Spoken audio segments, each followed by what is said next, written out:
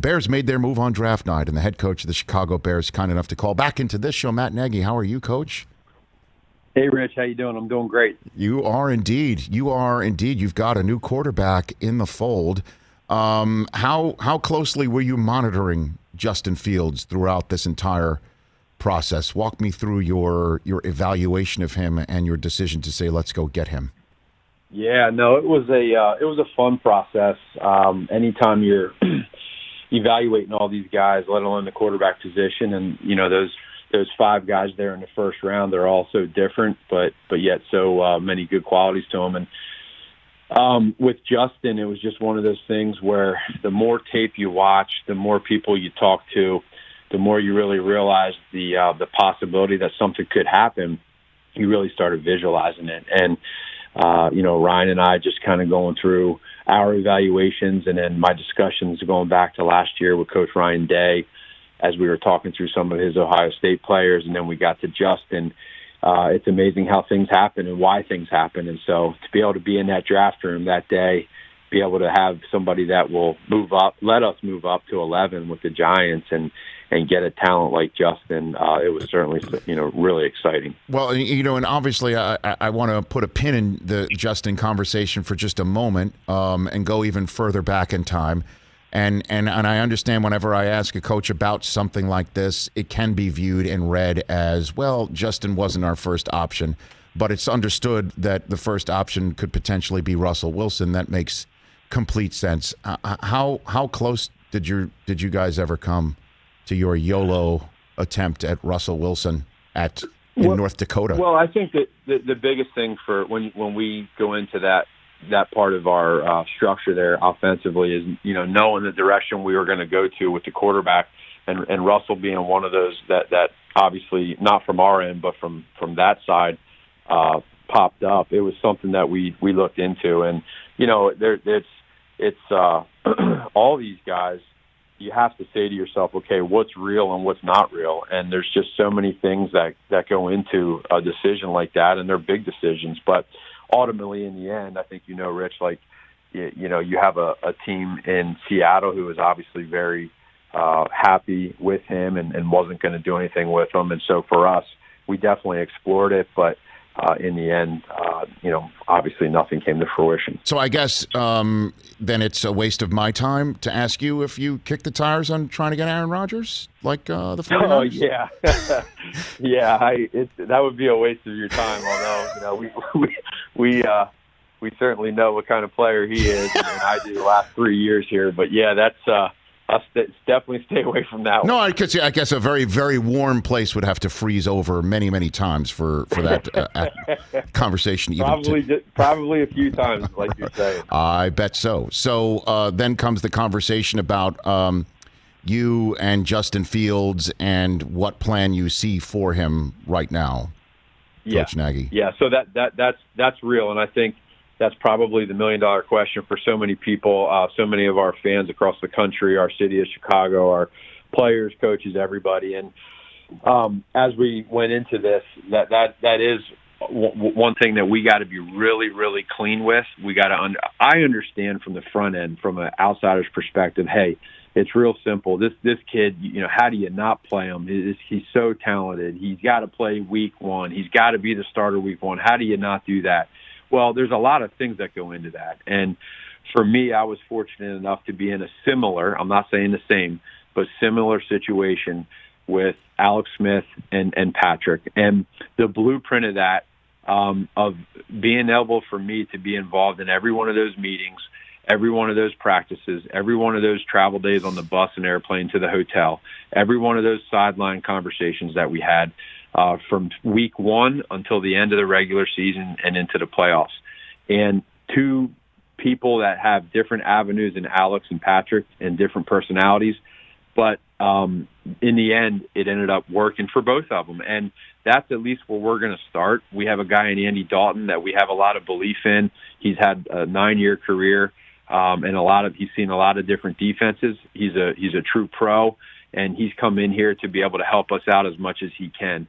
And I think when you bring Justin into the mix, there's so many different things that he has to learn that go into being an NFL quarterback. And, he's sending us video clips of just the simplicities of calling a cadence at the line of scrimmage from his bedroom so we can hear the cadences and what it sounds like with the voice inflection. He hasn't had to really do that in college. It's a knee lift or a clap of the hands. And so everything that we all take for granted that we think is simple, when you get to rookie minicamp for the first time and you're calling a cadence at the line of scrimmage, or you're calling a play in a huddle, which you really never had to do, that's hard. That's different, and it takes time. And what that does is it takes away from your strengths as a football player that we all see what you do. And so we got to make sure as a staff that we take it step by step and don't rush it. If we rush it and we take this thing too fast and he's not ready, it's going to be bad for the Chicago Bears, and it's going to be bad for Justin Fields. And in the end, this needs to be the best decision for the Chicago Bears and for Justin Fields. So you're making him take selfie videos in his room, going through the cadence of plays that are on that BU play sheet that you hold up. So it's going. Yes.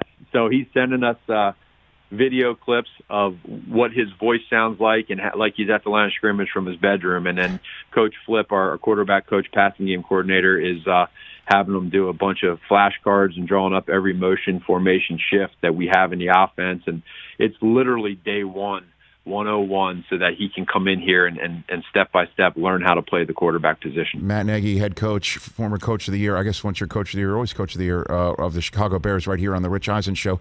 So, you mentioned how you've been through the drafting of a first-round quarterback that you've traded up to go get, and then sit him for the bulk of an entire season, with the exception of the last game in Patrick Mahomes, while Alex Smith took all the other starts. What did Mahomes learn, did you think, that you think could be translatable to Justin Fields? Like, literally, we've all seen what Mahomes has become.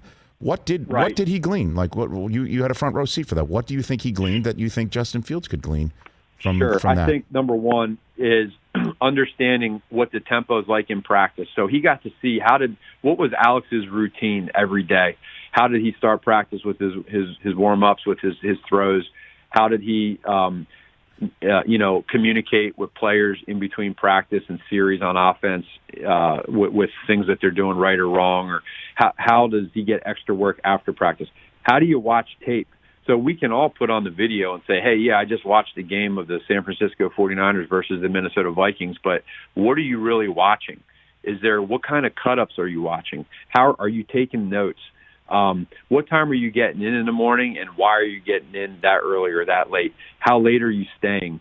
Are you investing in your body? Are you lifting weights Monday, Tuesday, Wednesday, Thursday, or is it 3 days a week or 2 or 3 days a week?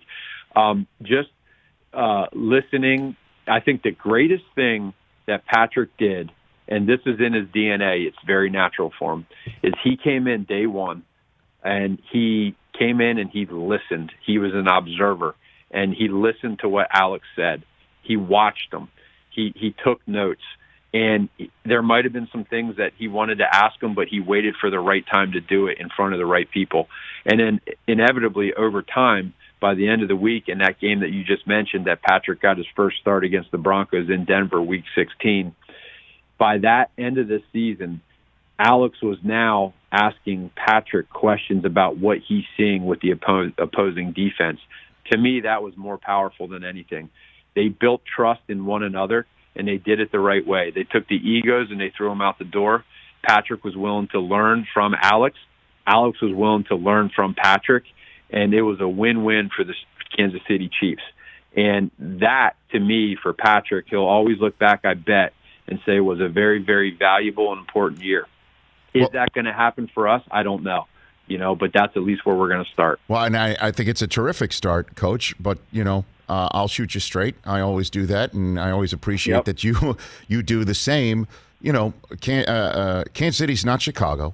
Alex Smith had years of playoff experience for the fan base built up. Andy Dalton's coming in. We all know Andy's got some experience winning championships in the AFC North.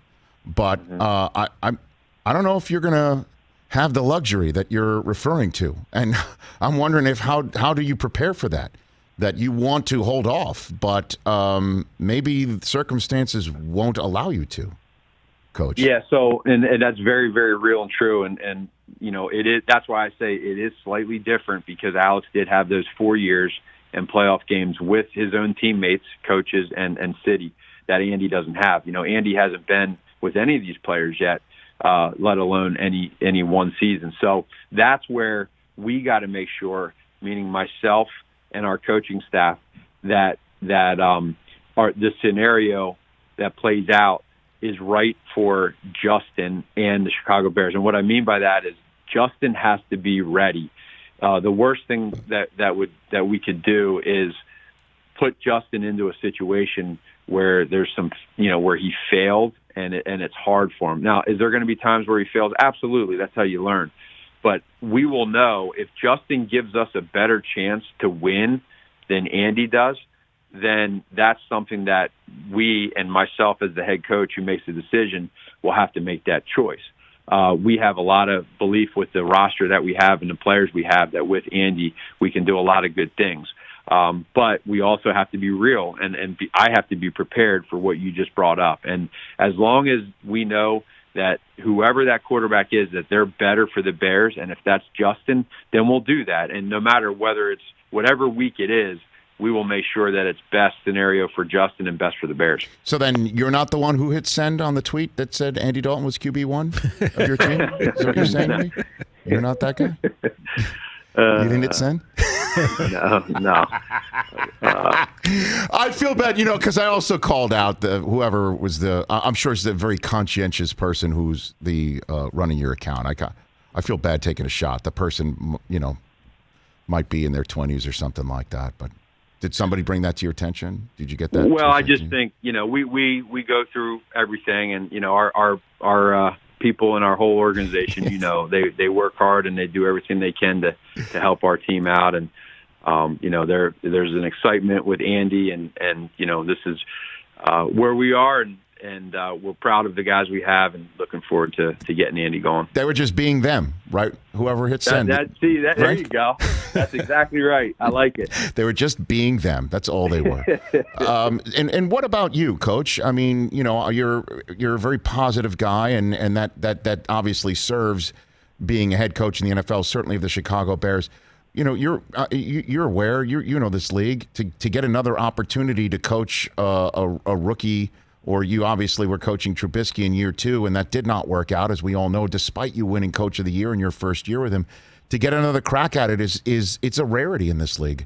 Do you ever sit around and take stock in something like that for your opportunity? No, I do. You have? I absolutely do, and I think that every day that I'm in this position, and I've been, very fortunate to work for the McCaskey family and this organization and who we have here.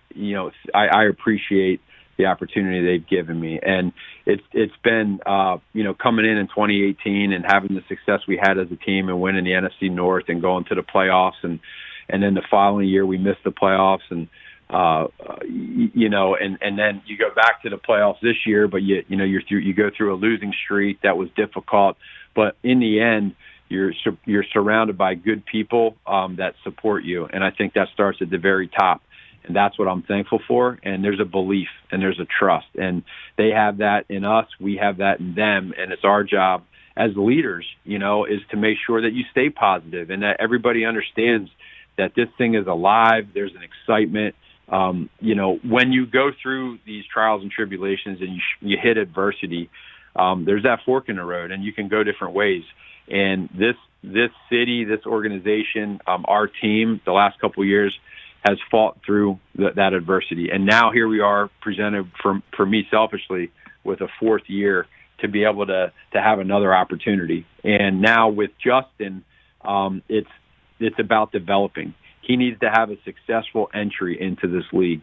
And I feel like I was taught by one of the best coaches, if not the greatest coach in the history of the NFL, and Coach Andy Reid.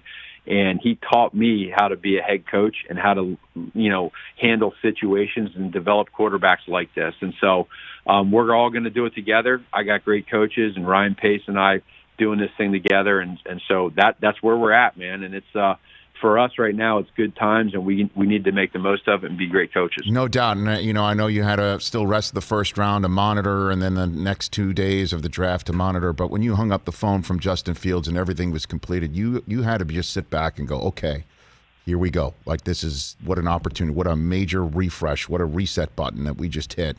That had to be a good few minutes for you and Ryan Pace in that draft room. It was. I imagine. And, as you go into that draft, when everything happens, we went and we congratulated all of our coaches, all of our personnel, our scouts, everybody. And there was probably a good hour or two that passed. But when the dust settled at nighttime and everything was done, the draft was over, I walked into Ryan's office and he just, we gave each other just a little fist bump and just, post-COVID here, but a little fist bump and just like, hey, there's so much stuff that goes into that one night.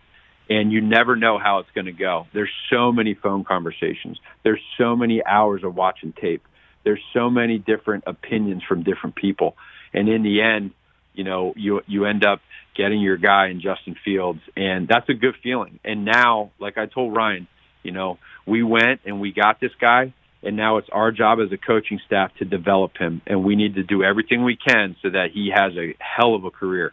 And however that is, and when we look back, we say we did it the right way, and it was best for the Chicago Bears and Justin Fields, and we'll see when that is. Matt Nagy, thank you for the time, as always. Always appreciate your coming on this show. Always enjoy our chats. Let's do it again down the line. Have a good spring and summer. We'll chat. Thanks, Rich. You take care. If you ever need anything, shout. I really appreciate you saying that. Look for my call. That's Matt Nagy, Bears head coach, 2018 NFL Coach of the Year. Hey, you watched all the way to the end. Thanks for that. Watch more right here.